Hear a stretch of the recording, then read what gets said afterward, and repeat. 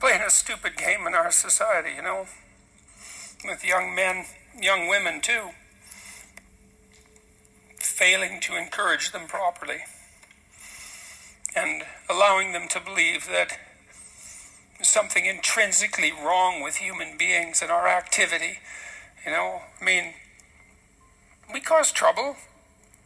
We have a hard time regulating what we're doing. Life's tough, man, The world's out trying to kill us, and we're doing our best to survive, and we make a fair bit of mess while we're doing it. And we've done that forever. There's lots of blood and horror in history. There's no doubt about that, just like there is in the natural world. We've made our fair share of mistakes, that's for sure, men and women alike, while we've been building whatever we've been building. But, we had our reasons. It's not like it's a bloody cakewalk. We are trying to straighten things out. And it's good to separate the wheat from the chaff. I've seen this with lots of young men, lots of them. Lots of the ones who come to see my talks. All they've heard their whole goddamn life is that there's something toxic and oppressive about our patriarchal society. And that's the fundamental way of looking at it. And that the right way of construing the relationship between men and women through history is one of unbridled oppression on the part of men in relationship to women. What the hell are they supposed to derive from that? What kind of message are they supposed to derive from that? Hey, that there's something good about ambition?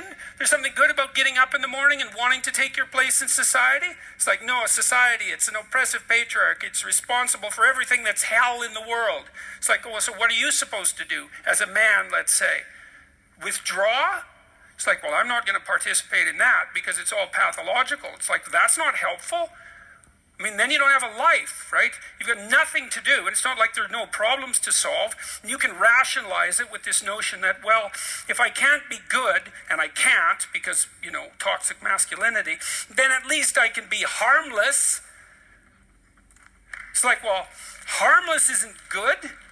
Harmless is pathetic. You've got no respect for yourself if all you are is harmless. You're like, trust and put in a corner, you're harmless, and besides, you're not here to be harmless, you're here to be dangerous in a useful way. That would be good.